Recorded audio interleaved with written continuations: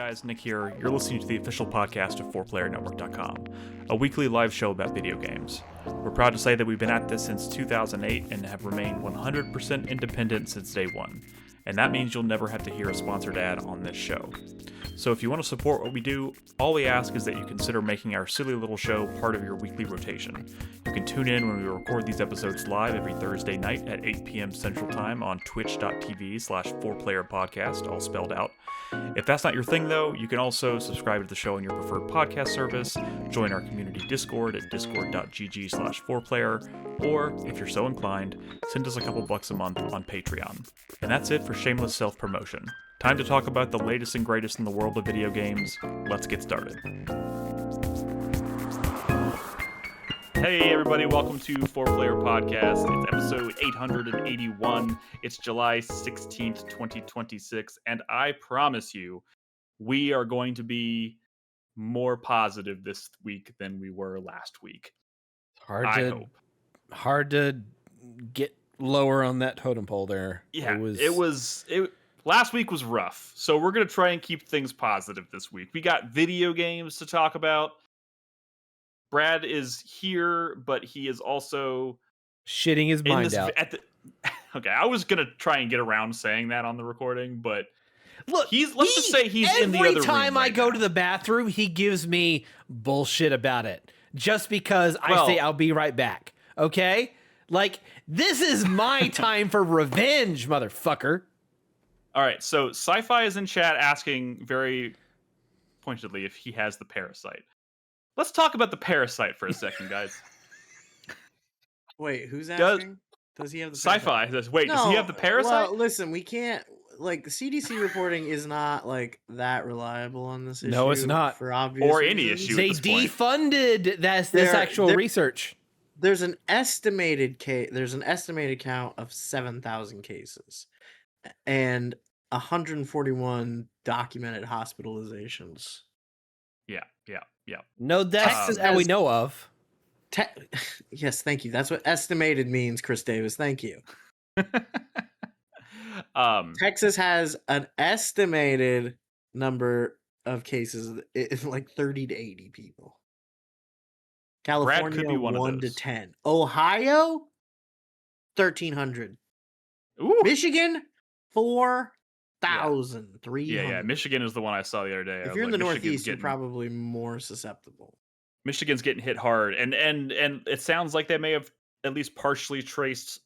I know we're not like a health podcast, right? But like they've partially traced the source of this to a farm that sends lettuce and stuff to Taco Bell's, which is, I mean, when you think about it, it couldn't be more funny to me. Appropriate. I mean, it's not even that it's appropriate. It's like even without the parasite, Taco Bell is already the butt of like so many jokes about shitting your brains out, right? Before the parasite. And now the parasite hits. Like, man, it's got to be crazy at Taco Bell right now. Like in terms of like the PR department, like I don't know.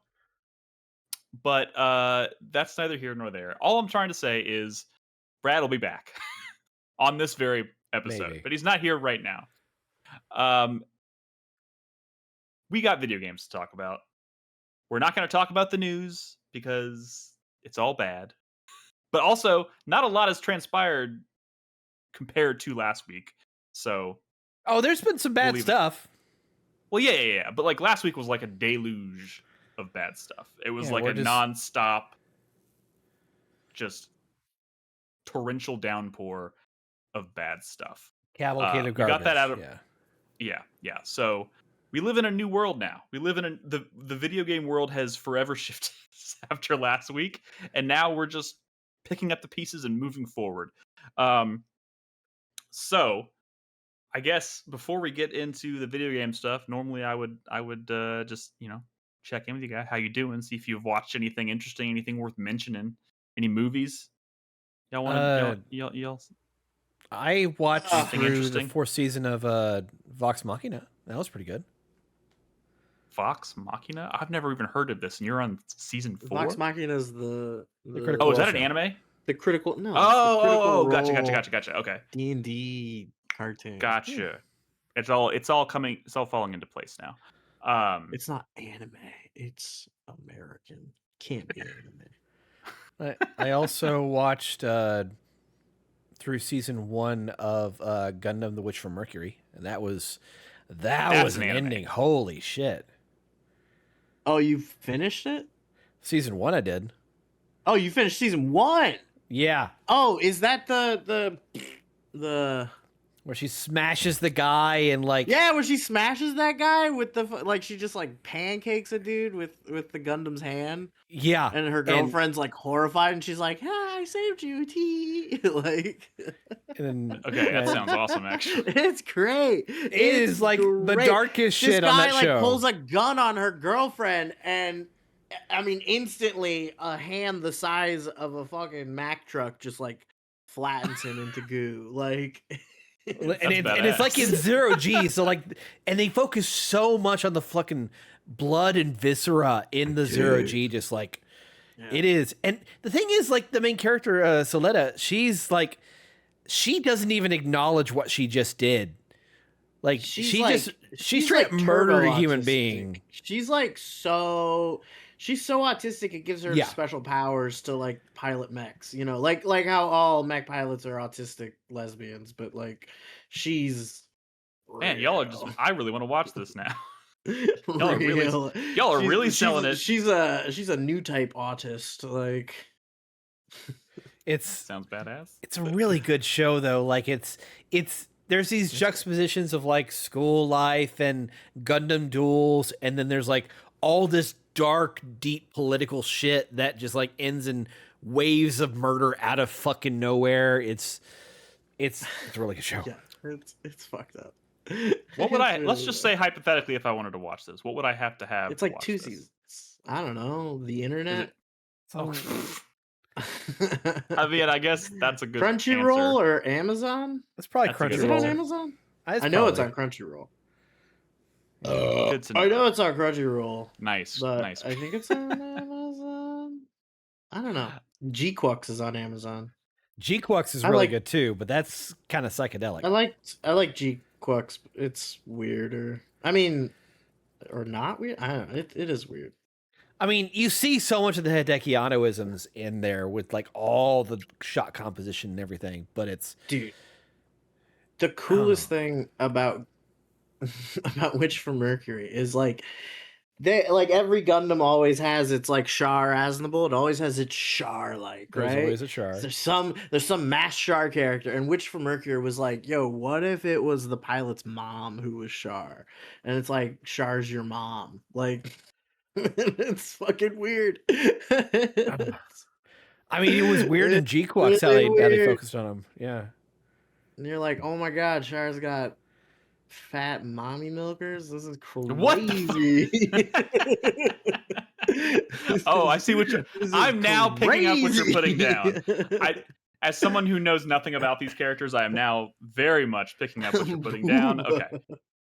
All right. Yeah, I'm gonna watch this. Okay.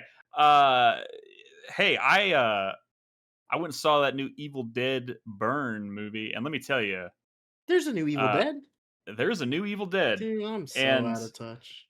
It's I think the biggest takeaway. I mean, I think it's a highly entertaining horror romp, right? A romp. But the biggest takeaway is, dude, there is some of the most insane cinematography in that movie. Like some of the craziest, most creative shots. Y'all, I forgot what movie or show it's from. There's like a famous scene with like a girl running down a hallway, and then she's running towards the camera, and then all of a sudden you realize you're watching her in a mirror. Is that in Panic Room? Yeah, okay. Yeah. There is a shot very much like that that's inspired by that, but kind of where the camera like backs into the mirror. Yeah.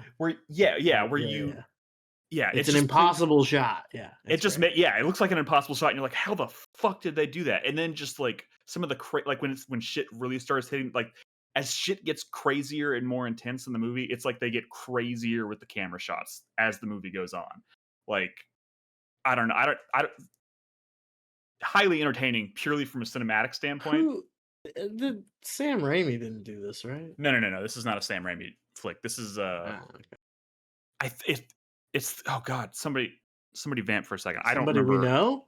Somebody Uh, known? A known I quantity? mean, kind of. He doesn't have a very long. His name is Sebastian Vanacek. He did. Never What heard did of he him. do? I know him from. Oh my! No, you probably don't. I'm looking at his Have shit now, you? and it's actually. Have any of you guys seen that Moana live action? No. I've seen Uh, clips of it online, and it looks fucking awful. weird, like real terrifyingly bad. Yeah, I don't know. I don't know Like how I feel about The it, man. Rock looks like he's doing an SNL skit. Like it looks weird, man. Yeah. It's also just so strange that like that movie's not old. I know. It's Like not. somehow the discussion of like why those movies exist is directly tied to the discussion we had last week about how like everything's getting shittier and nothing like Yeah. margins are But being like there's also I would argue that there's like there are cases of like movies they want to remake in live action that like it's like okay that could be interesting because that they made that like 20-30 years ago and I guess, let's yeah. reimagine like there's at least some like timeliness to it of like okay we're gonna show this is a movie we're talking about a movie that came out like I don't know less than a decade ago. Yeah. It's crazy. But on top of that, they hired this like at least in the case of The Rock, they hire the same actor to play the same character, and it's weird. And like in the animated version of that movie, he was great, but now I feel like it's being sullied by like his live action version of the character.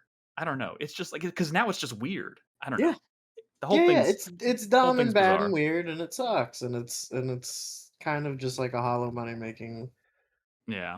scheme. I just thought, wow, this one was particularly funny looking. Egregious. Loathsome. Like funny looking, like weird, Yeah. bad. I don't know. Some of these movies, I mean, they all look bad. I guess I don't know, but some of them you can't necessarily see from space. It's like the problem. I mean, like, I went and saw the live action Beauty and the Beast remake, and I was like, I didn't like love that film, but I had a good time. I didn't hate it. I just like that was cool, I guess. no, This gotta hand this it is. to him. I mean, I don't know. This is just taking it too far. But anyways, we're talking about a movie that none of us have actually seen. Everything sucks. I am going to see The Odyssey on Saturday. Oh, Which I hear is doing really good. Who saw that? I'm coming? excited. Yeah.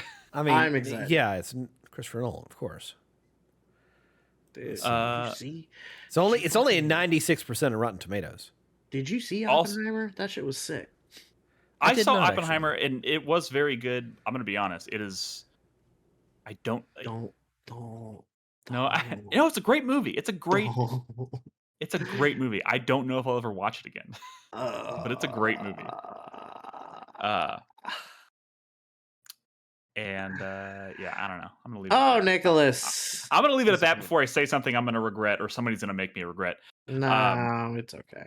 It's okay. You have opinions. I don't know. I think he's got such a crazy like repertoire of films, right? That it's just like repertoire.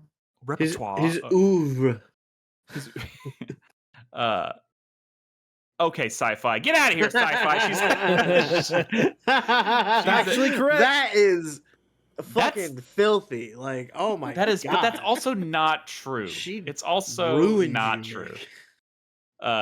Terminator 3 is not my favorite term. That's a thing I said like at this is I can't believe how long we've been doing this. I said that like 5 years into doing this podcast, guys. We've been at this for a long time. Yeah, and you didn't strip that out of the recording. That's your fault. No, yeah. I mean, I didn't know how to edit a podcast back then. I mean, some would argue I still. You were don't, only 5 years into doing it, dude. I'm still like, I'm not an audio engineer. You know what I mean? I do the best I can with what we have. All right. I hope people appreciate it. But my point is, I said Terminator 3 once, like 15, 20 years ago. And people still won't let it go. And I know better now. I've grown as a human being. I've grown as a person. I still don't give two shits about Terminator really as a franchise. one way or the other, but I can definitively say 3 is not my favorite. That's the right answer, Nick. There you go. Then I what watched- is have the some new fucking favorite? moral conviction. Yeah, Terminator is kind of whatever.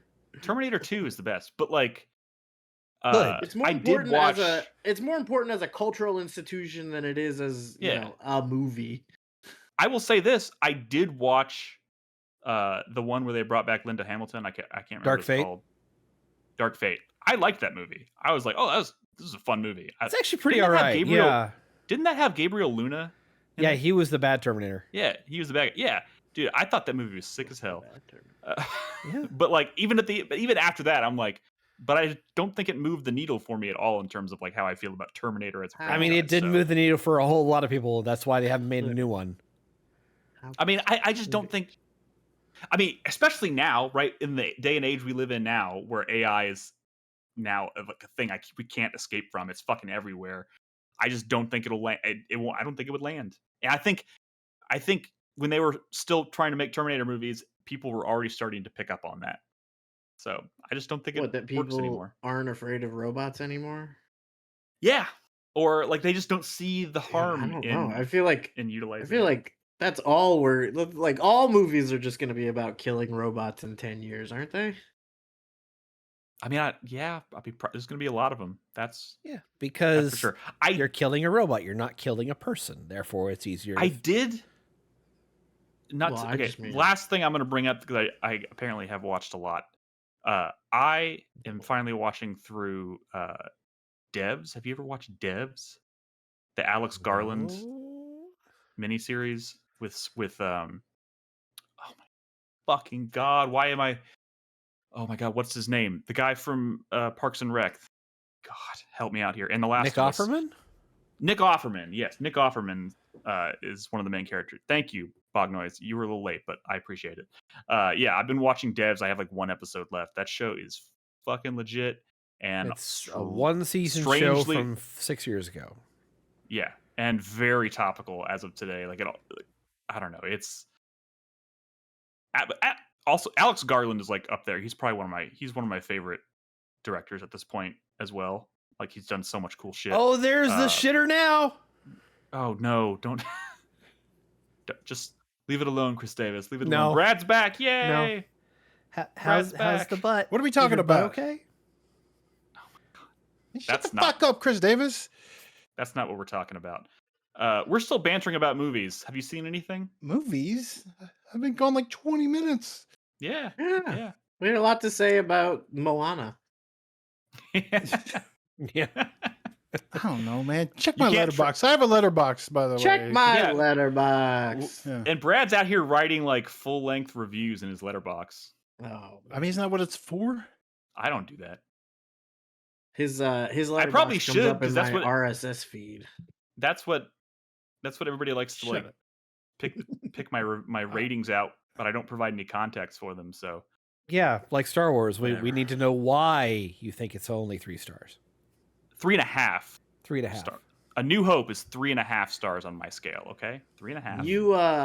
You could I have watched ended this Minions and conversation a Monsters. long time ago by just saying I have standards. That's why it's 3.5.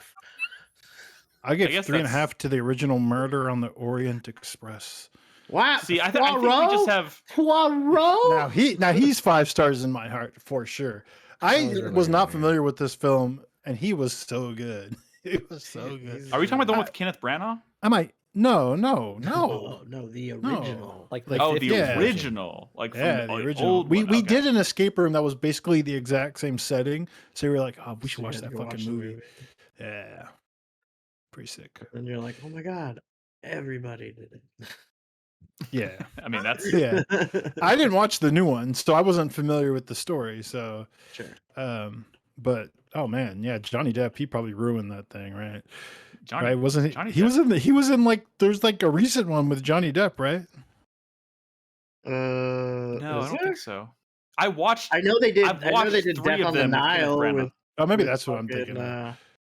That one They had did Gal Death on the Gadot Nile in it, with Gal so Gadot. Yeah. Enough champagne to fill the Nile. She's so bad. What is up with that? Oh man.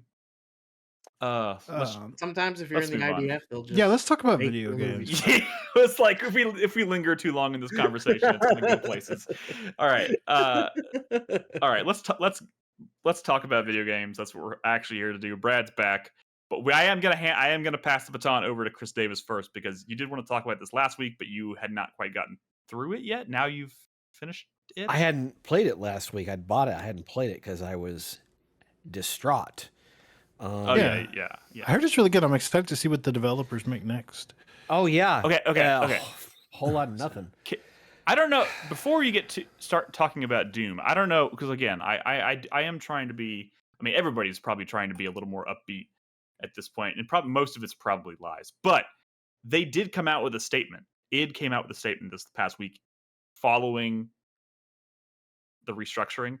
Nuh-uh. Oh yeah, no, they can't be. That was their PR guy having a gun to their head and saying, "Oh, we've got just as many personnel as we did when we put out Dune 2016." That's not true at which all. is That's not true at all. bullshit. If you even take 5 minutes to do the math, if you I didn't take 5 minutes. if you looked at the amount of job titles or even individual names at the studio, they have laid off more people there than worked on Doom 2016. So like, shut the fuck up, you PR Including lying motherfucker. Including the id Tech, the people who make id Tech. Yes, all of them. It's just so they could make Unreal games. What kind of world do we live in where id makes Unreal games? A nightmare one. Is that really? It's bad. I recommend, if people want like the closest thing to the truth, just follow Jason Schreier right now. He's been the one who's been reporting on all this. Okay, dude. Sorry, I don't mean to go on a tangent here, but like, I do follow Jason Schreier on Blue Sky. What the fuck? Blue Sky just is making me like verify my age now. It's a Texas law. You can't get around it unless you use like a VPN to log in from out of state. And when I try to verify it. When I try to verify it, it tells me that it can't be verified, so it won't let me in. But I'm still getting notifications on my phone when people are. VPN. I think he's a child. VPN. It's like, why does this child have such hairy arms? It's so weird. And then the camera freaks out. I do have a VPN that I don't use. Maybe I should start using it. Okay. You don't use? Yeah, right. You should use it all the time, every time, forever. We know. How are you watching porn without a VPN? We live in Texas. My porn? Yeah, but like. No, but you mean how am I accessing it? I don't know. Okay, you know what? I'm not gonna answer that. I feel like I'm just walking into a trap if I answer that question. So what websites? It's all his porn off the dark web. Yeah. Shut the fuck Sorry. up. He's using a Tor browser, but he doesn't know what a VPN is. God damn it! I said this was going to be a more upbeat podcast last week, so god damn it! I wasn't here for the intro. To be fair, tell us about Doom: The Dark Ages Revelations. Doom: The Dark Ages. Woo! Yeah. This is really fucking cool. So this is basically, it feels like it's an amalgamation of a lot of old ideas kind of brought together as like a semi-fresh take in this new methodology of Doom. The new methodology of Doom is large open environments, large waves of enemies, much larger arenas, and a much more kind of a less linear focus in some of the level design. Are you saying this methodology that was born with Dark Ages, or are you saying that's kind of with like Dark Ages? Okay, yeah. So this is a post-release DLC. The revelations seem to be just, we're going to explain to you who the Doom Marine is, and they kind of do that. Who cares? Nobody wants to know that. I mean, I understand that. I agree with you, but it's also kind of fun, like what they're finally connecting some dots they've been leading you on for like 10 years about. But anyway, the big new thing about this is the spear. So in the Dark Ages, they introduced a shield that has a functional parry mechanic to reflect certain kinds of enemy attacks back at them, to put them in a stagger state and let you really do a lot of damage. In this, dude, I think that was the reason I put Dark Ages down. I could not get the hang of that fucking Dark shield. Ages. People were kind of soft on Dark Ages. I think that's the big thing going on. I mean, I'm sitting here saying that I think I just sucked at it. Like, I could not get the hang of using the shield correctly. So I was like, I don't know. It put me off. It is a divisive thing, and it's different in this because they introduce the chain spear. Okay, that's what this is. It's a chain spear. It is your offensive parry weapon. It is both for attacking enemies as well as parrying, and it essentially functions as the meat hook from the super shotgun in Doom Eternal. The chain launcher that throws you around the map and draws towards enemies. That's now its own separate weapon with different functionality, and it works.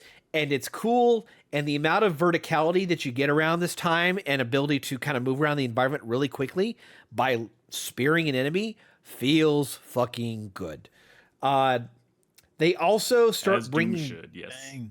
Deep Cut Sci-Fi, oh, hi Sci-Fi, says it's giving Bulletstorm, which is kind of like true, right?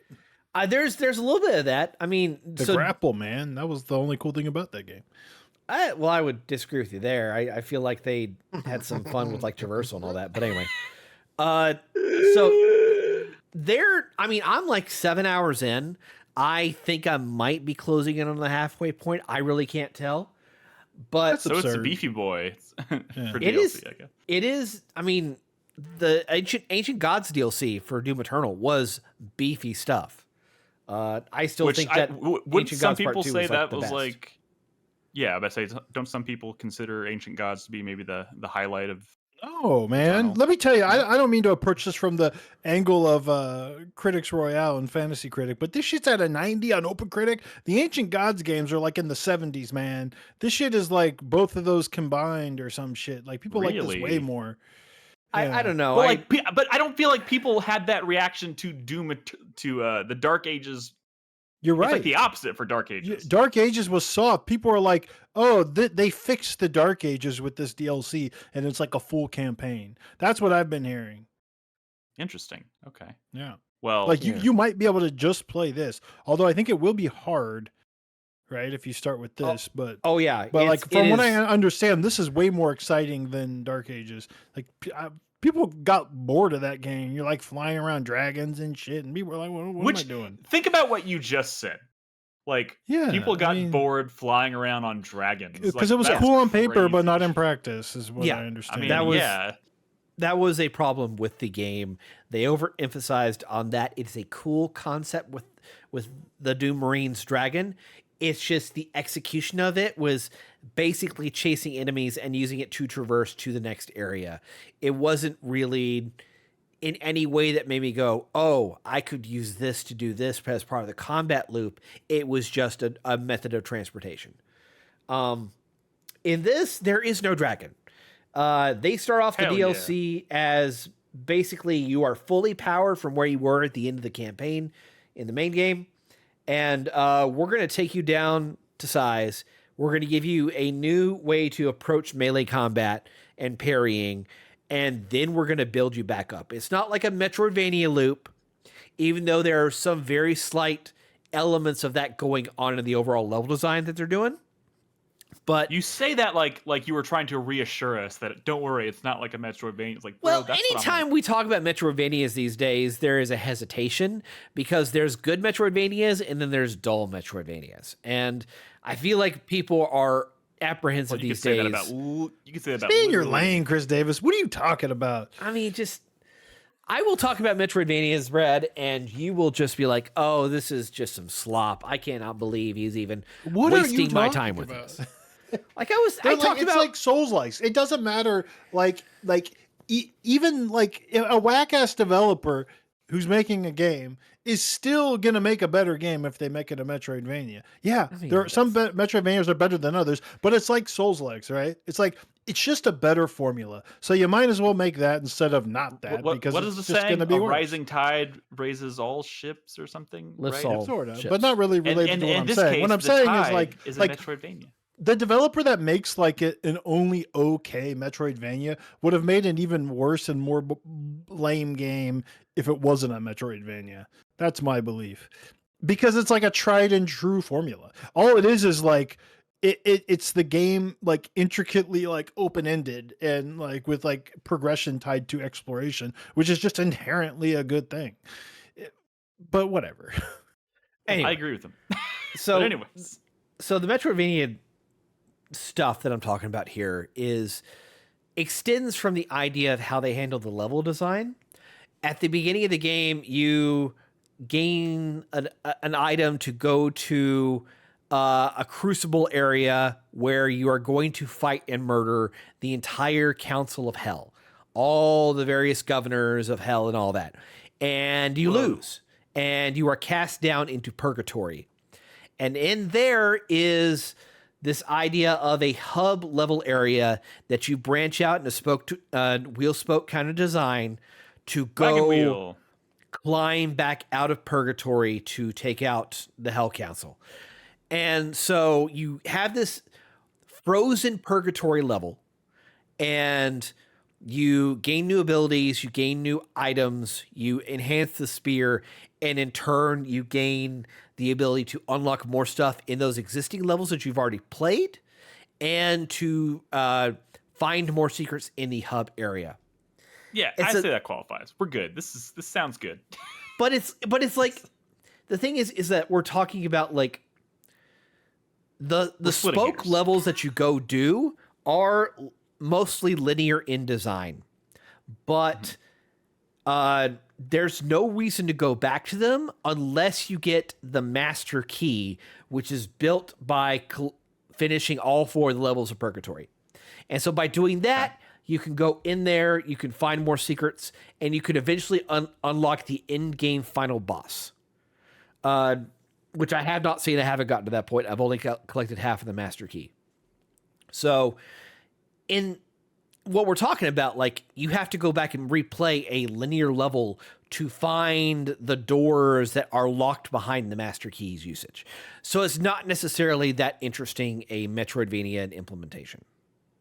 It's Metroidvania light, but that's still cool. Like, that's still, Theory, I think that's yes. still, generally speaking, it sounds like an improvement to at the very least to the base game that we're talking about here.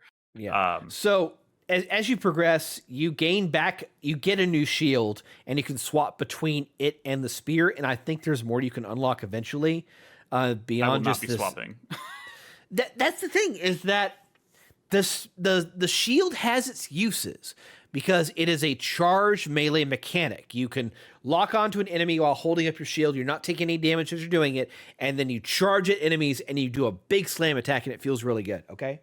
The spear doesn't have that. It's got the chain sword or chain spear piercing ability that draws you in like that, but it's much slower. You are vulnerable to enemy fire. And the parry mechanic, it's not instant like the shield. There is a wind-up delay for it. So it's two different kinds of melee systems going on here that you're the game wants you to go back and forth on, but the combat doesn't necessarily make you have to do it. I feel like it wants to encourage you to use the spear more, but I think it also wants to be forgiving and people that immediately want to go back to the shield. And I understand that because the spear doesn't block enemy damage unless you are doing a dash, it's not going to be useful against a purely ranged enemy. So either way, that's all to say. Ooh, damn! You just pulled up the map, and I was like, "What the fuck? This is." Oh yeah, huge. This is one of the levels of Purgatory, and it's still got the Doom style puzzles, the new Doom style puzzles of pushing blocks and things like that. They also are, again, like I said earlier, they're bringing back ideas from the previous 2 games and kind of fleshing them out for like the Dark Ages' style of gameplay. Like, so in the main part of the Dark Ages, the Archvile was not in there. The Archvile was not in 2016, but it was in Doom Eternal. The whole idea behind the Archvile was that Archvile? it was the Archvile is this huge tall demon that's like 15 feet tall, and he can summon enemies, and he can send out waves of fire to do a lot of AOE damage. In this, they give him the ability to teleport around the map. So what you got to do is when you are going through the upgrade path for your spear, you unlock a stabbing melee ability that will stun him and lock him into place prevented from teleporting for a little bit, so you can actually do a lot of damage to him. It's little things like that. This is really built for like you having played through the main campaign before, because they introduced like in-game level enemies in like the first area, just to remind you, you should have played this. You better have been prepared. See, the super shitty thing is that like even if I did want to go back and pick this back up and play it, like I started playing this game on Game Pass. I don't have Game Pass anymore. I would have to basically, it is in our Steam library, I'm pretty sure, but I would have to start over from scratch. I mean, maybe look into it, see if the saves can actually transfer, because it might actually transfer. We'll see. I don't want to. I'm not even sure how serious I am about playing this right now, just because I'm playing Final Fantasy Tactics. I will say, alarm anyone. What? Oh no. Maybe we can transition and knock out one of my games real quick. Oh no. Oh no. Well, then I will close with this. Then let me close with this real quick. The music is fucking awesome. It's some of the best in the entire fucking New Doom trilogy. It's so fucking good. Oh my god, Nikki will fall in love with this metal shit. I mean, isn't it all like kind of running together at this point though? No, I feel like they need a new. There's theming. Is it still Mick Gordon, or is he not? No, they got the guy who did the Dusk soundtrack. That was a pretty good soundtrack too. Yes. So, anyway, Brad, before you blow your pants, you want to talk about your game? Blow your pants. It's very funny to you, huh? It's like, yeah, it is actually. It's very funny. It's very funny indeed. Fucking poop humor is just poop so coming funny. From your butt, and you can't control I hope he's dehydrated and ends up in the ER. Ha ha ha ha. Yeah. Oh man, I see those people all the time, and it's always funny. I got my water here. I'm joking. It's a joke. I'm sorry. Okay.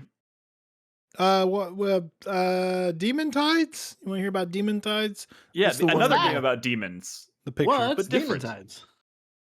Demon Tides is an open world platformer game. Very similar.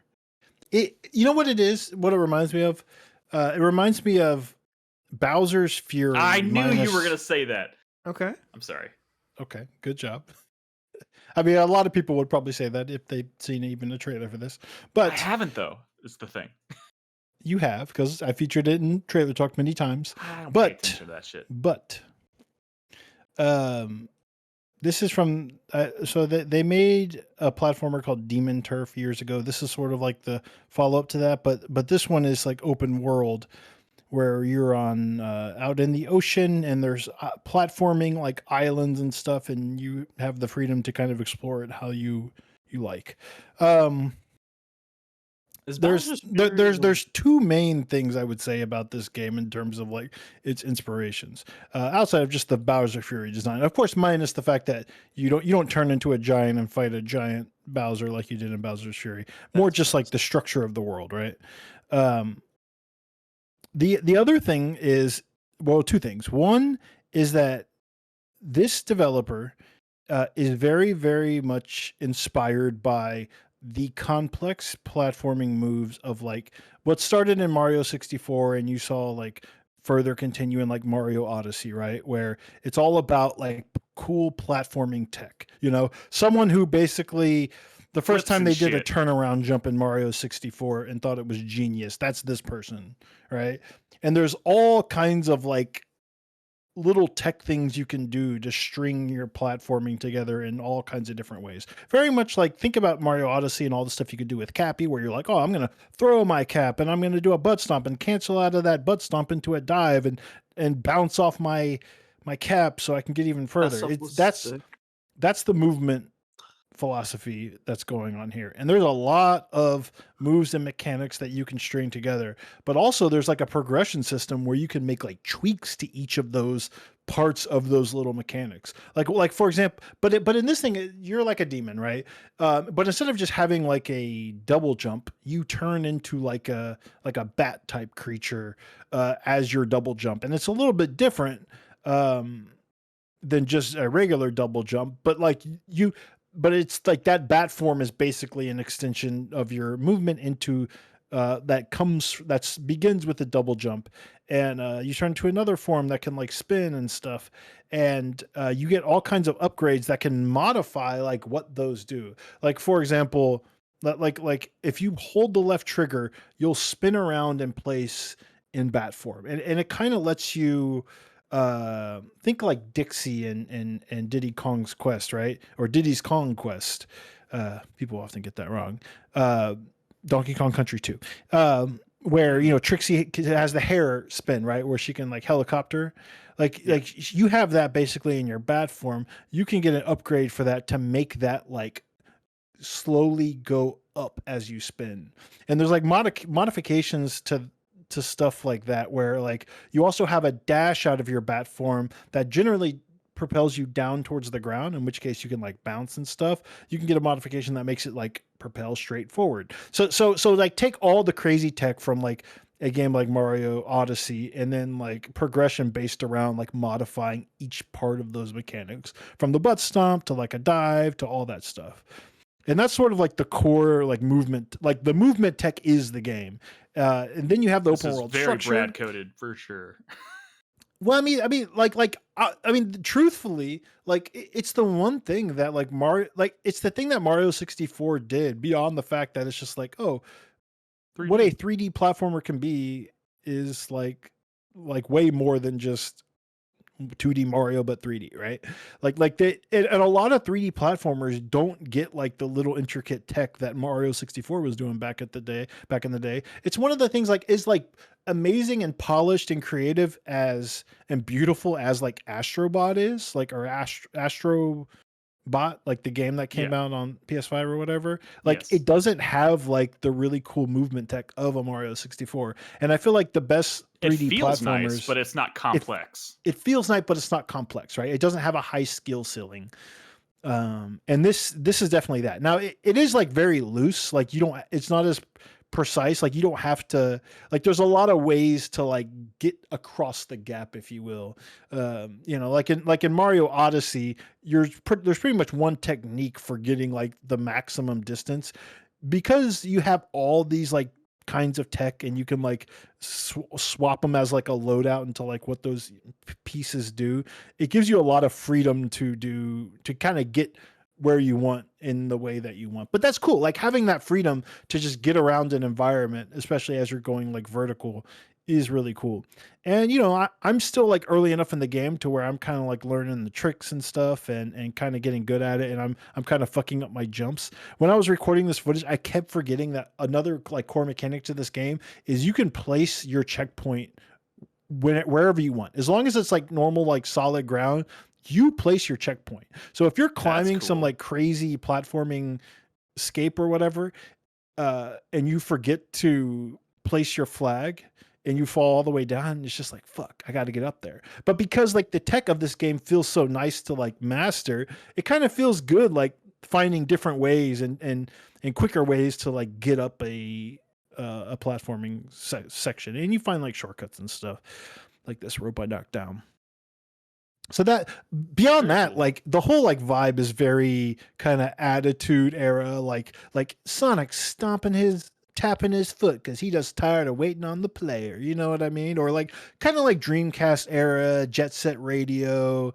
Like it's very like the creator of this game is very in love with that kind of Attitude Era of platformers, I feel like.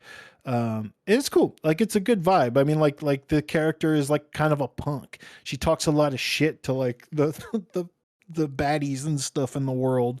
And the cast of characters is just kind of like, there's a story going on. I don't really know I'm not paying attention to it too much. It's not like super story heavy, but like the interactions, the moment to moment interactions are very like, she's like Dante light, like whatever, dog. Dante light, huh? Yeah,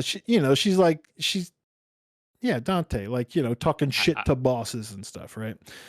That sort real of smart aleck attitude. Yeah, like a demon, but with a heart of gold, I guess. Although I don't know if she ends up having a heart of gold. I never played the first game, and I'm not super far into this, but anyways, I'm having a cool time. Like, let me tell you, like the Bowser's Fury like structure of doing a platformer in an open world. It was a neat idea, but it didn't feel like fully fleshed out. I mean, at this game, in that game, you mean?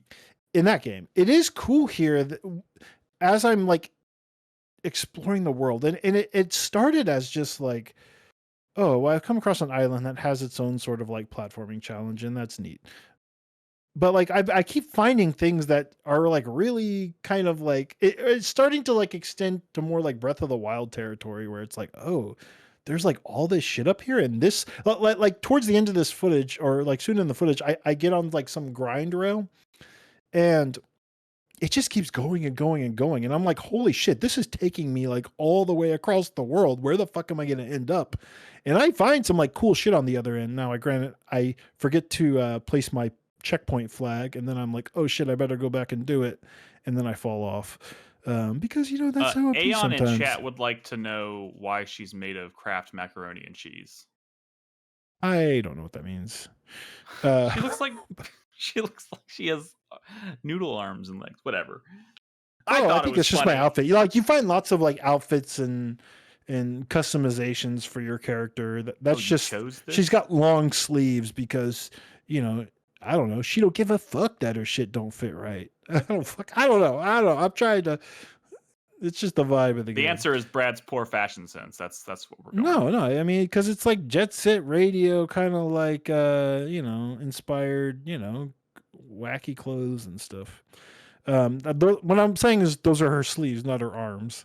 She's just a demon girl thing. But yeah, it's neat. I need it's a game that feels like it has a really high skill ceiling, but like it's also not like these aren't like crazy precise platforming challenges. Like the stuff can get hard, but it's loose with it, right? Like it's not. I can tell it's loose because you're like grinding on rails right now, and like in most games it would just kind of like let you switch the rails automatically without. No, you got to do it yourself. You got to actually jump and then land. You're saying dulce attack. I was like, oh god, yeah. And that happens a lot, and you fall a lot. Like I feel like I will be rewarded for like getting better at the game, but I don't think the game is going to push me so much to where like I need to master any of its given mechanics. I just need to like find what I'm comfortable with and kind of sticking with that. And that's cool. It's cool that you can like customize your moveset in a very like technical game, which is nice. But I've been having a good time. Like I picked this one up because I've always liked the look of it, and like it got really good reviews, and I kind of didn't really understand why, because Demon Turf didn't get very good reviews. This is one where like it was kind of a fantasy critic surprise, like, wait, why is this game getting, like, a lot of us passed on it because the first one was like a 73 or something, and then this comes out and it's like a 86, and we're like, what's going on? And as I play this, I'm definitely kind of understanding why. Like look at this wall here. I don't know if you're also watching this footage. Maybe I'm behind, but like I have to like tech my way up this wall, and I have a lot of options like paths to get there, and I eventually figure out when that works. But it's Demon Tides. It's neat. I'm excited to play more, but I've been playing a lot of cool games on my Steam Deck, and it's hard to stick with anyone. Like the other game I'm going to talk about. I am okay right now in terms of my stomach. Is it okay that I roll into my next game? Because I did. It was a trick. It was a trick. The whole thing was a lie. By the way, I want to say one more thing about this. Notice how I changed outfits. I'm like a fucking pirate or something now. Yeah. So I told you get like outfits and customization and like different palette options and stuff and hairstyles. the cool thing is you have like loadouts. Like right now I only have 2. Maybe there's only 2, but like I have a platforming like loadout for the kinds of things that I'm equipping on my character that changes my platforming tech. So kind of like switching weapons or whatever classes in another game. Like here I'm switching my platforming abilities, which is cool because you distinguish it by like switching to completely different outfits that you find in the world. But you customize it, right? So it's like, oh, I'm gonna change my hair color to a very different hair color and like outfit color than the other one, so I know like mid platforming that I've changed my loadout. It's a neat idea. I like it. This is a cool game. It's got a very good vibe. That is an animation. That is an animation. Yes. Yeah. All right. Go on, Brad. That's it. Oh, so my next game is remember a couple of weeks ago where I said like, hey, a fan just really liked Twisted Metal and he made this whole game and it's like you've been playing impressive. A lot of fan games, haven't you? This next game is also an unofficial fan game made from scratch, but it's crazy. It's UFO 50 Nanograms. So, which is Picross, by the way, if you weren't familiar. I think you need to blow up the footage a little bit. Yeah, I did. Take a look at what you're damn it. Did the footage start from the beginning? No, actually, can you rewind this to the beginning, please? Because this is a Picross game and I'm about to just show Picross levels. And at the start, I did show like a little bit of the home base, which is, by the way, like, I mean, I don't know if there's UFO 50 heads in chat. If Nolan were here, he would know.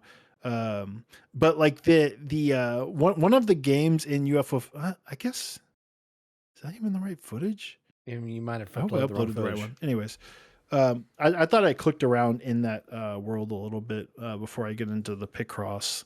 Anyways, UFO 50 was a game that came out a couple years ago by Derek Yu and friends, and it had like 50 full like retro style games from like different fake eras, and it's like a really amazing game. It was my game of the year that year. It was my 50 favorite games of 2024 or whatever. Fucking 5. I don't know. Brad 4. can't turn down a cheat game.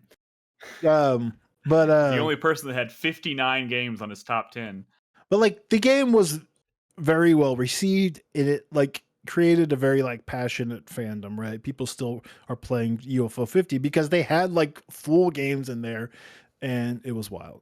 The one what you're seeing now is kind of like the home base before you get into the Picross levels. It's based on like the main like remember one of the games in UFO 50 was like an idle game where like you would make progress as you were playing other games. Like this is straight up that like kind of base or whatever.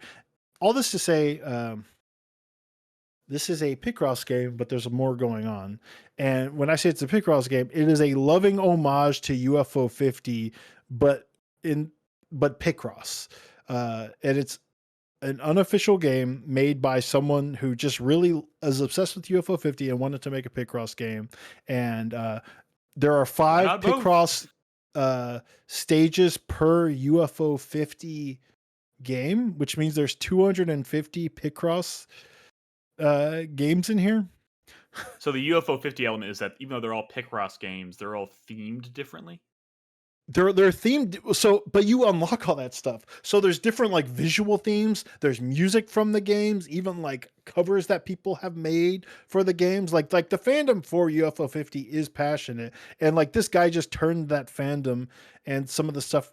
I imagine, I don't know if like he did like the music himself, but like there's straight up music from UFO 50 in here. Like all of like the backgrounds and like the palettes for the Picross, like you're earning currency and unlocking them, and they're all like there's like a palette for like each of the 50 games, I think, and there's five stages for each of the games, so there's 250 Picross stages, and like the Picross gets hard pretty quick. I don't know if you are Picross guys, but like I went to a previous stage that I'd already done because the one I'm on was like a huge Picross board. And if you've played Picross, the bigger it gets, like the harder it can be. And do you Are y'all Picross heads? I've never played Picross in my life. I've never actually, unfortunately. Oh no. my god, Crispy. What's you a Picross head? Nanogram. Fuck off. Here. We're all in the same boat here. We're like, yeah, Picross. Cool. Damn it, we need Nolan. Like, anyways, whatever. This is an extremely high effort fan game in a completely different puzzle genre, and it's just the theming, and that's so hilarious to me. I looked at the playtime of like people who finished the game, and it's like dozens and dozens of hours because there's so much Picross in here. And the way they have like progression, that very similar. What's the name of the idle game from UFO 50, where you're like assigning workers to parts of the base, you're trying to repair your ship, all while doing Picross. It's so fucking cool, and it's incredibly addictive, like Picross is. And it's just like a free fan game that someone made, and I'm playing it on my Steam Deck, and it's really, really fucking good. It's not on Steam, but you know, you can just download. It's on itch.io, so you just, you know, get the you know, you can install like a non-Steam game on your Steam Deck or whatever, or on your PC. And I've been playing it on my Steam Deck, and it's so good, and it's addictive, and the music is so good because there's so much good music in UFO 50, and like the vibes and the themes, and I adore UFO 50, and I really like Picross. And you know how I heard about this? Or I know I heard about it months ago by people in our Discord or some other Discord I was in, maybe the Fantasy Critic Discord, and they were talking about it. I'm like, oh, that's a really neat idea. But some like YouTube essayist did a video recently called Searching for the Perfect Picross Game, where he talked about a bunch of different Picross games, and he went into like some really unique ones as well. And this was on the list for you like watched best. You watched the entire essay about Picross? Yeah, I mean, it wasn't like, it was only That's like impressive. 20 minutes long, but okay. it was just cool. Like he said that this was like, of all the things he found, like this is the best like themed Picross games of all of them, like the most like high effort themed Picross game. I mean, Picross has been themed ever since like Mario Picross. In fact, I think Picross is a word coined by Nintendo. I think, you know, it's like Kleenex or whatever, right? Like most people call it Picross, but I think they're just nanograms, right? I don't know if they invented it with Mario Picross or what. Well, probably not. I think it was the first video game version of this type of puzzle game. Oh man, I not to toot my own horn here or anything, but as someone who's never played Picross, I finally figured it out. Like, watching. Oh yeah, it, it's not hard to figure out, but it's really addictive. Picross is owned by Nintendo. Okay, yeah. So yeah, that's why it's called UFO 50 Nanograms and not UFO 50 Picross. But it is Picross. I highly recommend, like, I don't know, if you've never played Picross, like there's a lot of really good Picross games out there. Like, track down that video. Maybe I'll post it in chat here in a second when I stop talking. If you send it to me, I'll put it in the show notes. It is a cool video. And like, there was another Picross game that I saw in that video that I really want to play, and I'm gonna like install that because you know, Picross is sick. And if you've never played 3D Picross, also released by Nintendo, it's also incredible. What I was shocked to hear about in that video, by the way, is that original studio that works for Nintendo that made Picross, like Mario Picross, back on the original Game Boy, the first Picross game from Nintendo, has been making all of their Picross games this entire time for decades. And they've been releasing Picross games like on the eShop and stuff, on like the Switch and stuff, for years and years and years and years. And it's always been that developer, which is wild to me. Yeah. I'm talking to 3 people who've never played Picross. Nolan's somewhere going, yeah, this guy knows what he's talking about. The word sounds like gibberish now. Like, I don't Picross? even know what Nanograms? It's like, if you've ever played Sudoku, like, you know, that's sort of like logic game, right? Where like, oh, well, this can't be this, so it has to be this, right? Y'all played Sudoku? Yes. Yes. Okay. Yeah. I don't know. Stupid, Bradley. Fucking dick. I don't know. You said you've never played Picross, and I thought that was weird. Sudoku. is far more ubiquitous. If you're listening at home and you're interested in Picross, the video essay that Brad mentioned may or may not be in the show notes, depending on whether Brad remembers to send me the link. Well, I mean, it's called. I mean, just post it in the meetings channel, and I'll grab it. It's called "Searching for the Perfect Picross" on YouTube. All right, Jack Ververus. Real quick, I don't want to talk. I talked a lot about this game last week. I just want a quick update, and also Brad, I feel like you should be here for this. Sure. For this, because I'm still going with Final Fantasy Tactics, the Ivalice Chronicles. I am closing in on 30 hours with this game. That's crazy. Brad never thought it would happen. Guys, how far are you? I'm in chapter 3. Okay, wow. I'm not sure how many chapters are in the game. 4 chapters. 4 chapters. There's a lot of optional stuff.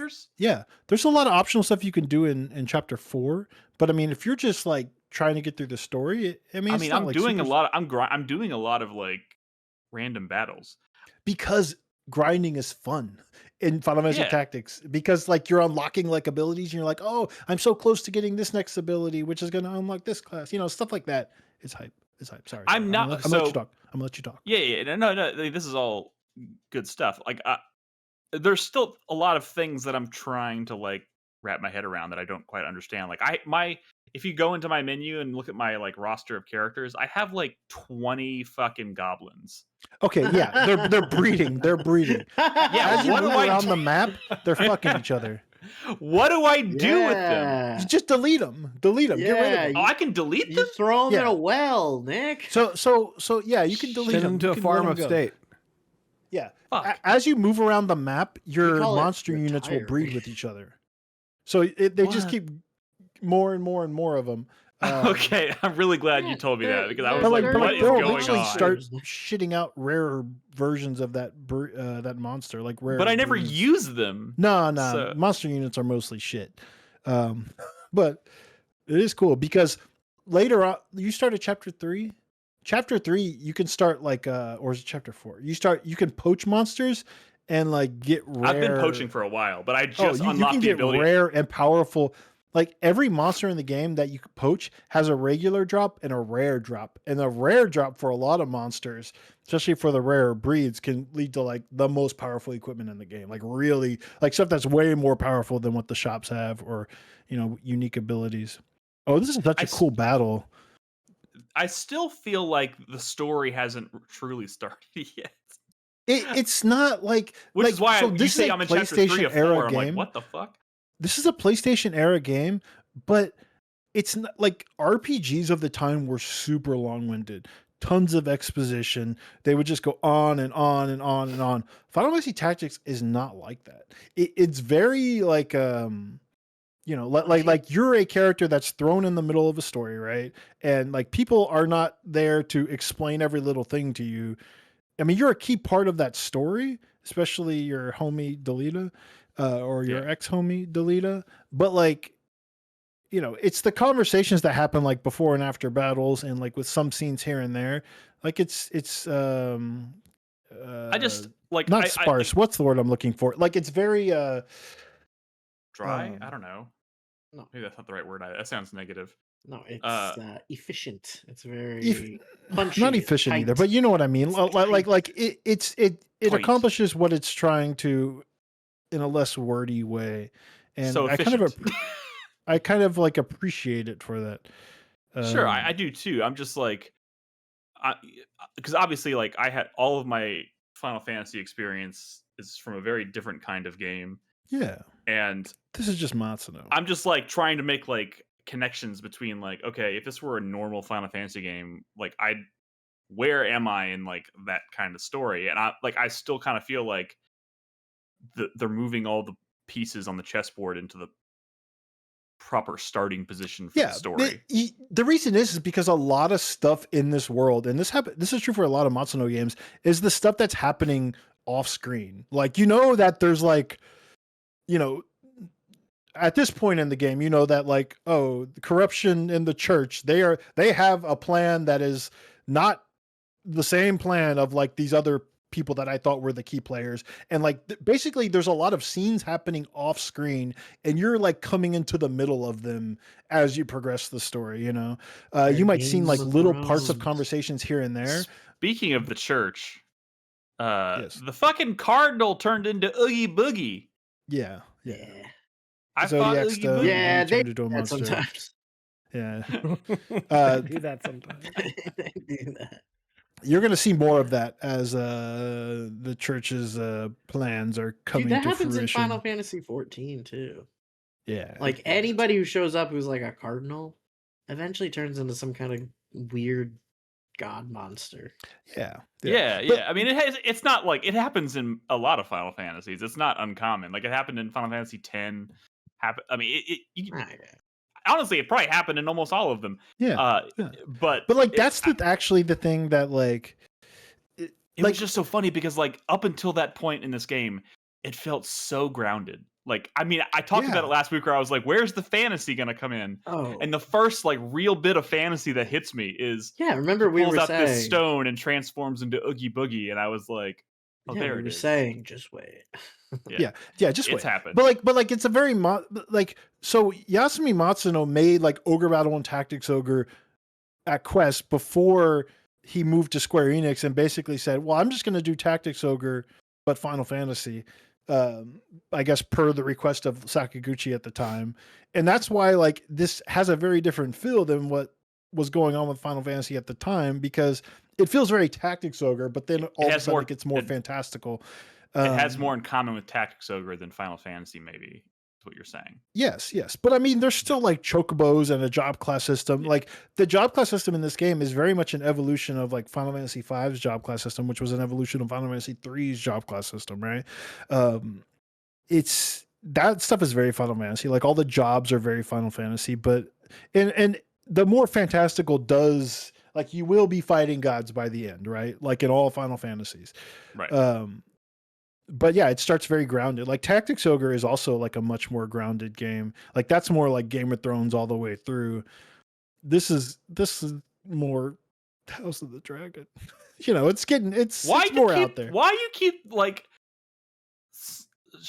throwing shade at House of the Dragon, man? That show's good. Okay, bro. First of all, I don't know. House of the Dragon's fine. I only watched one episode of the season so far. How's it going? Is it going okay? I don't have HBO right now. What the fuck, man? Why are you defending House of the Dragon so far? Well, it's definitely like seasons. Of all the Song of Ice and Fire media on television, it is definitely the worst. What? Is that like contentious? I think that's controversial. I feel like that's contentious. If there's Game of Thrones and Night of the Seven Kingdoms and everybody hates the last few seasons of Game of Thrones. It gets so much hate. Okay, but like Game of Thrones is still, in my opinion, a better show than this. Because I don't know, they had like I mean, on the whole, relatable characters and stuff. Like on the whole, Game of Thrones is like a phenomenon. Like House of the Dragons is not. This is a little like that Harry Potter. No, that's a little. Game of Thrones goes from being like way Fantastic up here Beasts. To way down here, and House of the Dragons is just kind of like here the whole way. Yeah, it has its moments for sure. I mean, Supergirl was hype, right? And then they had the new Rhaenyra, and I'm like, I like season 1. I was like, how did we pivot to Supergirl all of a sudden? Then I was like, we're talking about season 1. No, it's fine. Dragons and shitty Targaryens. You get a little like exhausted by all the miserable people in this series.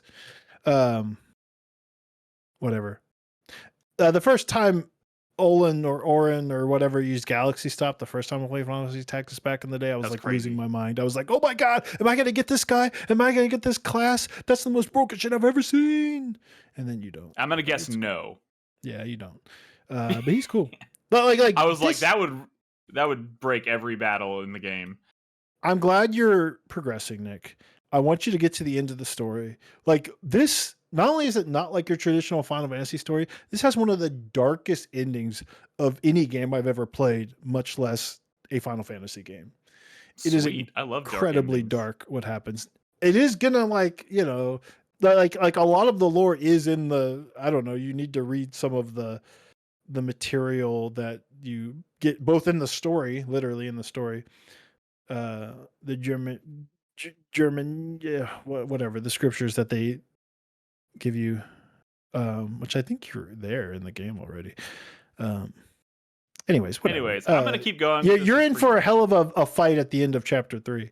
Just be glad that you can save in between battles now. Dude, okay. The fight that I did right before the battle I did right before this battle that I'm recording the footage of is I don't know if you remember, but there's like it's one of those battles where they split the party into 2 places, but Ramza's on one side of a gate and the other team members. Oh yeah. Dude, I was going round and round and round as Ramza. Because like I can't kill this guy. He keeps healing himself. He keeps doing damage to me. I'm running over to the gate so that my white mage on the other side of the gate can heal me through the gate, so I can then go back out and try and do damage. And then I realized after like 30 minutes of going round and round and round, there's a button to open the fucking lower the to open the gate. You could also just kill Gafgarian. Like I was trying. He has the blood sword, so he can heal himself. But no, my class was a dragoon, and I'm like constantly trying to jump, but then he moves. Yeah. And I kept missing. Oh my god, I was so mad. Dude. Ninjas. I was so mad. Make a ninja get dual. I haven't unlocked ninja yet. Oh yeah, ninjas are. I'm working on it. Mustadio? Mustadio's dude, cool. Mustadio's pretty badass. Yeah. Mustadio! He has a gun. He just shoots Mustadio's badass, and Agrius is badass. Dude, wait till you get Thunder God Sid. Holy shit. You should play the Final Fantasy Tactics raid.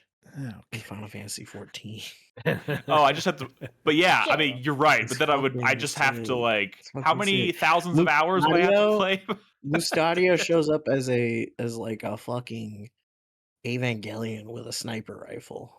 That's fucking This sick. is a giant mech, and he like snipes you. Do you know there is Matsuno news, by the way? Like because he's pretty like open on Twitter about things. He is working on a project, and he's not saying what it is. Some people are hoping that it is Final Fantasy Tactics related, and it very well could be. But he is like very openly saying he's very openly not unemployed. Is that what you're saying? Yes, he's very openly not unemployed. Okay. So I don't know. I'm excited. He's involved in a project that's happening right now, and I'm excited. Why? I'm just bracing myself because when we finally find out what it is, it's going to end up being like a cell phone game or something. No. Don't be like that. Like it's he was involved with this remaster, this remake. He was involved in Tactics Ogre Reborn. Like he's not like leading these projects, but he is definitely involved in bringing his old stuff back. And he has also mentioned on Twitter that this game did well. And like this version of the game, as in Ivalice Chronicles? Yeah, Ivalice Chronicles. So I'm expecting that Square Enix might fuck around with something related to Final Fantasy Tactics. I mean, I would love a new Final Fantasy Tactics. I don't even care if they fucked with Tactics Advance, honestly, whatever. That's not my ideal. I would love a remake of Vagrant Story.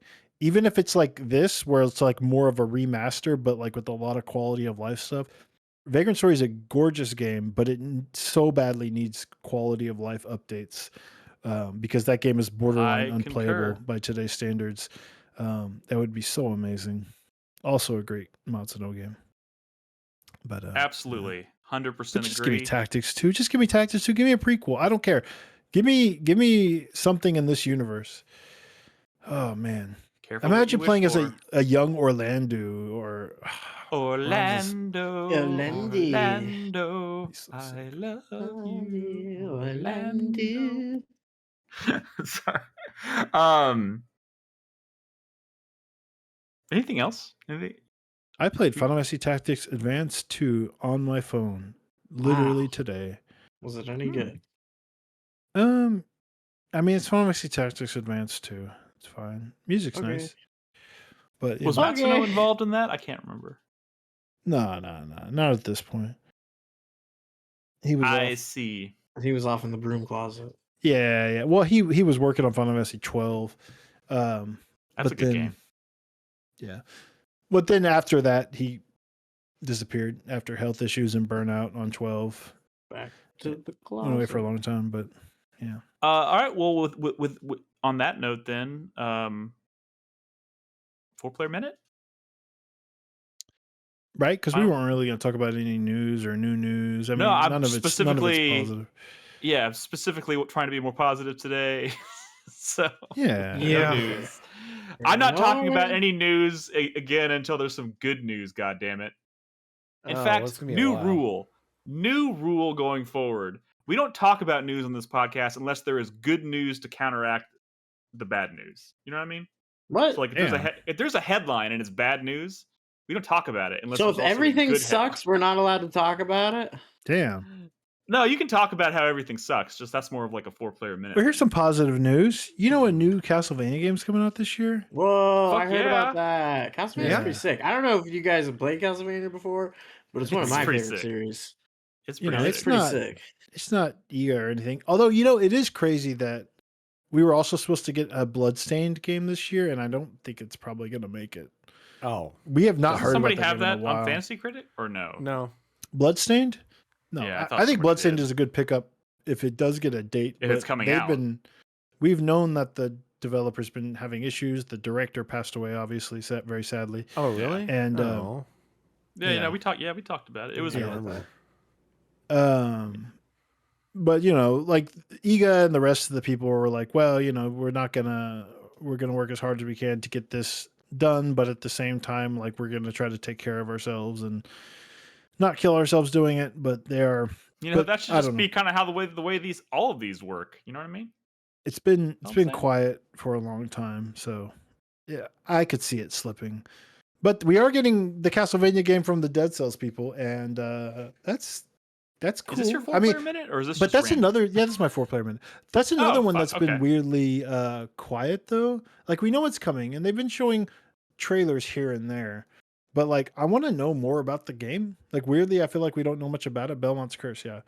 But it does come out like midway through October, so that's a good October game. So, dude, September and October are fucking stacked, and Castlevania's in the mix there, and that's pretty fucking awesome. Still a lot of really cool games. I don't know. I saw a thread, and this is still part of my 4-player minute, on Reset Era the other day, and the thread was, has a demo of a game ever unsold you on your purchase? And a lot of people in that thread were saying the Onimusha demo. I'm starting to worry about Onimusha. I think the game's going to be fine. I think it was a bad demo. It was crazy that how many people were saying that demo. But the timing is bad because there's a lot of stuff coming out, and the demo. I mean, if it comes out and it reviews well, I think it'll. Which I expect it to review well. If anything, it just being a Capcom release is going to give it like a bump, right? Just because people are very positive on Capcom, especially this year. They've been putting out bangers, and although I've been talking to David, and he's very not pleased with Pragmata. He's been very frustrated and annoyed by the game, but whatever. His tastes are all over the place. So. Well, yeah, I don't know why I'm acting surprised. He's like, I hate how fucking like anime and like Japanese this story is. What? But that David's always been like that. It's such a fucking paradox. Obsessed with Japan, but hates like anime and stuff. Right? It's weird. I guess. Pretty weird. Like he didn't give that kid any gifts. Like, half of the game is giving that kid gifts. He's like, why would I give this kid gifts? Like, he's just, I guess for whatever reason, like the humanity of that robot did nothing for him, and he's like, should I be giving her gifts? I'm like, bro, that's she's not game. Touching your heart or anything. I don't know. What heart? Yeah, honestly, touche. Yeah. All right, Chris Davis. His game of the year one year was the American reboot of Bionic Commando, which is is true. Funny. That is fact. That is fact. It's an inspired choice. Yeah. It's an inspired choice, to say the Famously hates Japanese games, loves like Western-made cooperative shooters or something. I don't know. But goes to Japan like once a week. Yeah. Yeah. Odd. Commutes. Yeah, he commutes to Japan. Anyways, that's all I'm talking about. Chris Davis, final thoughts. Final thoughts. Not even paying attention to the news because I don't even want to think about it right now. That's for the best. After I finish Doom this weekend, I plan on playing a JRPG. As I promised, wild shit. He's about to say some wild shit, y'all. Get ready. Well, he's not going to tell you what it is. He always does this shit. You're going to find out what it is when I get to it. What the fuck? Just tell us, man. Just fucking tell us. You always want to keep it a secret. And then when you reveal it, people are like, why were you keeping that a secret? And it's happened literally 100% of the time. Hey, sometimes y'all are like, oh, wow, I'm glad you played that. Please tell us more about it. That's like, yeah, we could have that exact reaction right now. No. As opposed to later. Because I don't think it's a game y'all actually played at all. So we will talk about it probably 2 weeks from now, because I want to put We know it's a JRPG that we haven't played. We know that. You're going to say the most random shit. Like when that time you played Blue Reflection. Yeah. We were so confused. Just let me get ahead of you. If you're going to say it's Eternal Sonata, I have played that, okay? No, I do want to go back and play that one of these days because I did not finish it. And I got very far into it. And Nobody did. I like that play game. The Xbox JRPGs? What are you doing? I like Eternal Sonata. That was a nice game. It was a nice game. It was nice. From now on, I'm picking up I'm going to do the Chris Davis thing, and all my stuff is going to be a secret. That's going to be new rule. Revealed. Chris Davis, you are forbidden from mentioning this super secret JRPG again until you fucking played it and are talking about it. It's super secret. It's just me saying I'm going to play a JRPG. I have a title in mind. I'm going to play it. But Chris Davis, let me just paint a picture of the alternative. You could be like, oh, I'm playing this game. And people in chat or Discord could be like, oh, I played this too. That's a really cool game. That's so cool that you're playing one of these games. Oh, you should do this. Or if you like this, I recommend this. Or if you need any tips or anything, like tell me about it. Like, oh, hey, Chris, remember a couple of days ago when you said you started this game? How are you doing on that game? You got any updates? You know, you can communicate with other human beings about what you're doing instead of waiting for it to be a big surprise on a podcast but with people who don't give a shit. Sorry. You're not sorry. It's okay, though.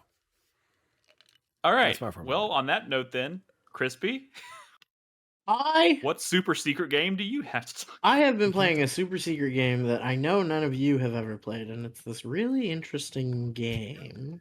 I don't think that's true. Where it's really good and interesting and cool, where you're on a planet and you have to survive by crafting.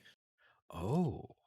But what you're crafting is a giant fucking factory to strip mine the whole planet. Is it satisfying? Oh, I know what this is. It is very satisfying. It's satisfying. It is doing things to my brain that, like, I'm not used to. Making me think and stuff. It's getting neurons to fire. It's touching my neurons. It's tickling my ganglia in ways that I couldn't imagine.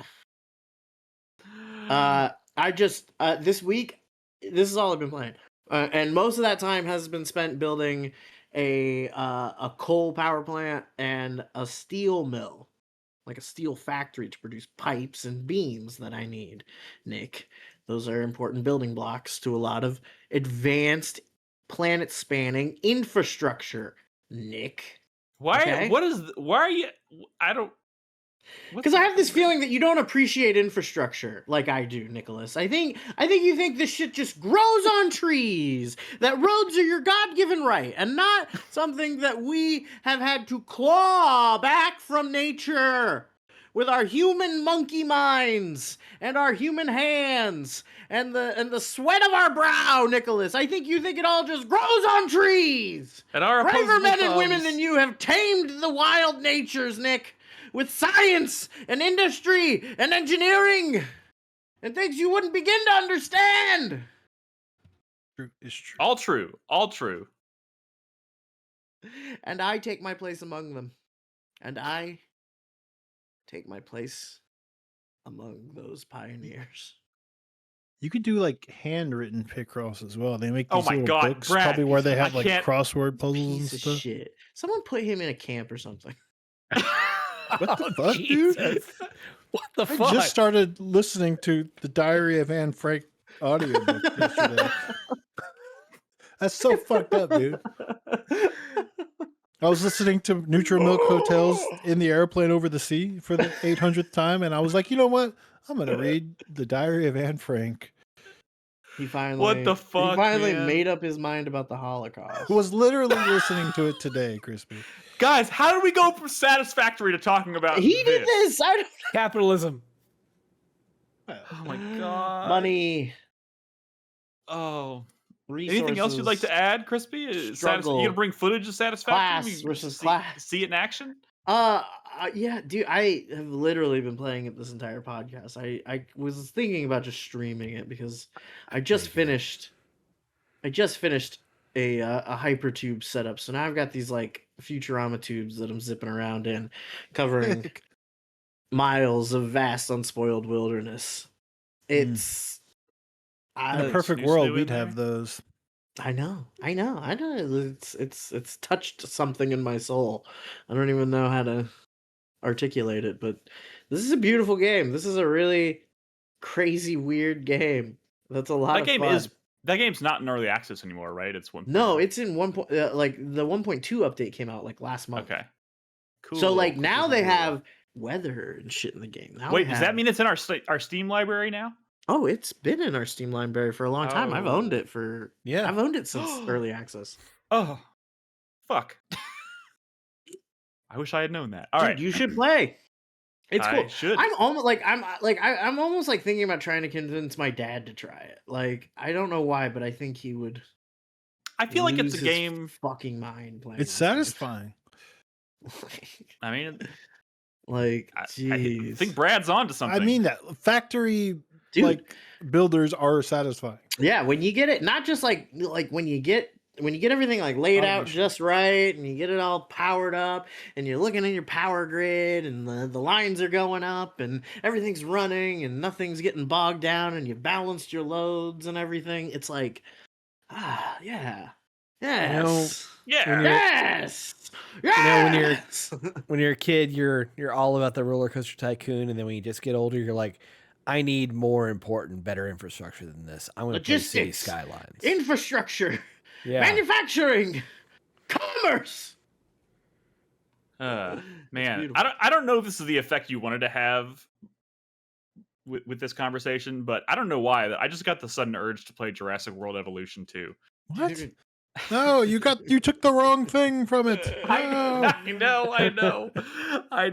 Okay, but I did love the first one. So, anyways, my final thought for this week is when I haven't been playing Final Fantasy Tactics. I did play a little bit of Monster Hunter Stories 3. I'm moving very slowly, but I'm finally in like the second biome, so like I am slowly moving through the game. Like I'm finally I finally am past the Meridian, and I'm in like that area, whatever. But when I haven't been playing Tactics, I've been slipping back into my happy place, which is The Last of Us Part 2. I was gonna ask why. Happy place. Maybe the least happy game I've ever played. I know, but it's still like every time I'm playing that game, I'm like, fuck, I love this. But it has a happy ending. I love the way that game feels to play. I like the combat is so fucking good, and so they scrappy. Should make a multiplayer game out of that combat, dude. You're right. They fucking should. They fucking should. Something. Wouldn't it be cool if we had these fun live service games? But long story short, I started a replay of this like 6 months ago, and I something came out and distracted me, and I went back to it, and I was just like, fuck, I should go. In between when I started it and now, it's too late now, but they added the chronological option where you can play the game in chronological order. And I was like, so fuck, weird. I should. So you're just like jumping back and forth, or it sounds weird, but I'm fast. Like I want to know what that is, but like I'm already like 30% through like the core game. I might, after I finish it, I might go back and start the chronological because I'm just so fascinated to see what that is. I think it's probably the wrong way to play that game. I mean, are you playing Grounded? Of course, it's the wrong way to play. There's like tension built into the structure of the story. I know. I can't imagine. But that would be really weird in certain scenes where you're just like. It's like if you watch the Star Wars prequels before you watch the original Star Wars movies. Yeah. And there's no surprise. It's even weirder than that because in the best part of Empire. That would mean that like the game is gonna open with like flashbacks of when Ellie was young.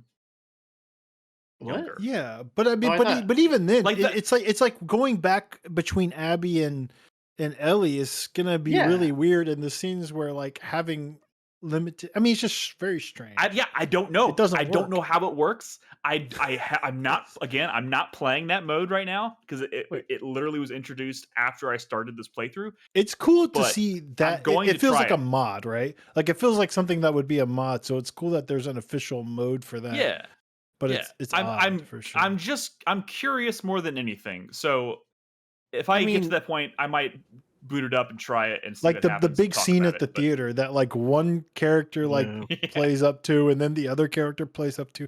Having you play both characters leading up to that is just gonna completely I have no idea how I literally have no idea how this is gonna work, but I'm fascinated to find out. So I mean, they do this with Beyond Two Souls? Like they did like a re-release of the game and they added just like everything being linear with the timeline.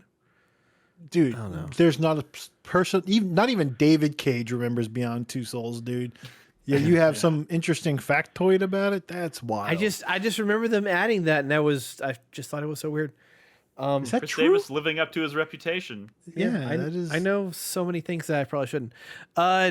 What about the mode that's the roguelike? Have you tried that? No. When I play The Last of Us Part 2... Wait, what is that? They added a roguelike mode for Last of Us Part 2 a couple years ago, I think. Are you imagining this? No, for the remake. For the remake. What? How does that work? I'm playing. Was it good? I'm playing the PS5 remake. It has the roguelike mode. Oh, well, I don't really fucking know. Cool? Is that good? What's going on? Why I've heard it's pretty good. It's not as cool as like the God of War one they did, but I heard it's cool. We're not talking about it because I didn't select that mode. I'm just a basic bitch. I just love the core game. That's what I'm playing. Yeah, it's called No Return. Next. Oh, okay. I know. Yeah, I see it on the menu. I didn't know what the fuck it was. I will report back when I have something more interesting to say about it in terms of the chronological mode or the No Return. But you won't hear me talk about this game again until that day comes. So anyways, guys, that is a wrap on our show this week. Thanks so much for hanging out with us once again to talk about the wacky world of video games. If you're not in our Discord, we'd love to have you. It's discord.gg/4Player. You can find all of our podcast episodes on 4playernetwork.com or on your preferred podcast service. But for now, we are going to retire for the evening. We'll be back next Thursday with a new episode. In the meantime, be good to each other, play video games, and good night. And don't eat Taco Bell. And don't eat Taco Bell.